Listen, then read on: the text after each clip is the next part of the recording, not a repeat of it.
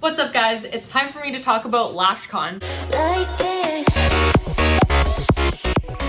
So I got back last week and it was incredible. I'm just gonna start from the beginning. So flying there, I flew out on November 4th from Saskatoon and my flight was about 700 to 900 Canadian for a round trip. I don't remember. I had never been to California and I flew into the LAX airport. It was in Pasadena, so there were 3 airports that you could have flown into. LAX was the easiest option for international flights. My Uber from the airport to Pasadena was $160 US, which was still cheaper than if I flew into the closer airport to the Hilton in Pasadena. I chose to Airbnb, which was 440 Canadian for 4 nights, which was a steal of a deal. I will try to insert the total here of what I spent on Ubers to and from the Hilton that was 10 minutes away. Day 1. So this was a Saturday and I started off the conference going to the salon owners breakfast, which was one of my favorite things that I did there, and it was also what I was most looking forward to.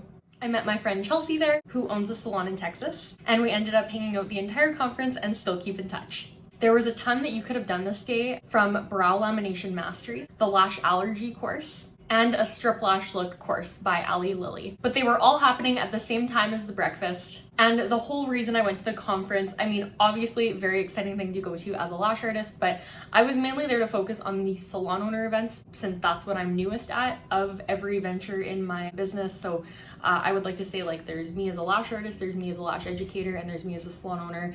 And salon ownership is what I'm least experienced in, so that was what I was there to gain the most knowledge in. Then it was lunch. Chelsea and I walked to this Asian restaurant, which was delicious, and then went back to attend the Lash Artist Meetup. This meetup, you networked with fellow lash artists through fun activities, which was so much fun. You had to get someone from every single state to sign your paper, and the person who got the most states, and there were a few other things, won a contest. Most people go to LashCon alone, I was included, and I know that that's something a lot of people are nervous at. Personally, I'm really comfortable traveling solo. I've lived on my own for a long time, but Paul and Tess definitely make sure to make you feel like you're constantly around people who you can talk to, and it's a very inclusive environment. I went home at around 5, as I was already there for 9 hours at this point, which was good enough for me. They had so many things you could do all day, and you just added them to your agenda on the LashCon app. So there was the whole agenda for the entire event and then your agenda, and it was super user-friendly as an app. I was really blown away.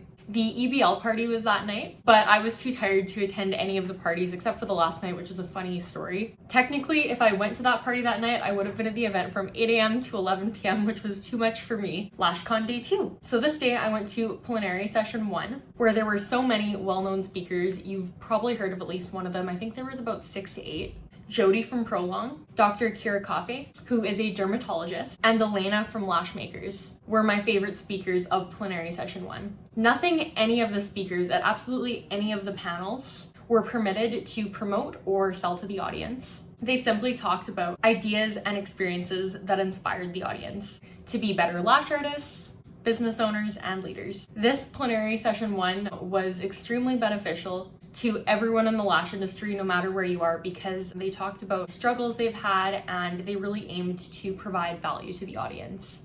I went to a few more panels that day, including Master to Mentor by Danielle of Garnet Lash Studios, and Get Back in Control of Your Salon with the team-based business model, which was one of my favorite panels by far. Michael Yost, the president of Strategies, was the main speaker, and he discussed strategies with a few fellow panelists who were salon owners themselves. That day, some of the other cool panels I know were popular. There was 3 steps to 8K a month, neuromarketing, and going from a solo lash artist to a team-based lash artist. I left at around 6 that day, and I was there 9 to 6 altogether. For lunch that day, I can't remember what I did, but at some point I grabbed a veggie burger from this pub that was kitty corner to the Hilton. There was a gala that night that went on until 11. I didn't go, but I heard it was super fun. Day 3. So this was the Monday, and this was way better than I thought. The first session was business benchmarks. Is your business running the red light? So I went to this session. Michael Yost, the president of Strategies, was the main speaker at this event again. And I gained so much valuable information for free about salon ownership that I actually signed up to be a Strategies business coaching client after. My absolute favorite panel was Punching Fear in the Face and Escaping Being Average in the Lash Business by Mike and Shauna Jones of Live Bay Lash. They shared unique things that they haven't mentioned on their podcast or YouTube at the panel, which just made me feel so special. They are just as humble and amazing in person as they are online, and I respect them even more as industry leaders after one-on-one conversations with them. Just a few other cool panels that day were increasing revenue, growing on social media, branding with intention, the top 10 missed tax deductions, salon ownership tips and tricks, and tips and tricks for lash artists. So obviously you couldn't go to every single event that they were throwing because they had so many going on at the same time, and they made it so you wouldn't miss lunch or eating dinner between panels. There was the Lash Anarchist annual pajama party that night. I was going to come back to the event at 8 because I left at 4. But ended up dealing with a dead phone broken charger situation that I had to deal with because I was flying back to my home country the next morning. I got so many goodies from the conference. I'm gonna estimate about $1,000 US worth. I actually ended up having to ship myself the goodies back because I was scared that my airline was gonna lose my check-in luggage.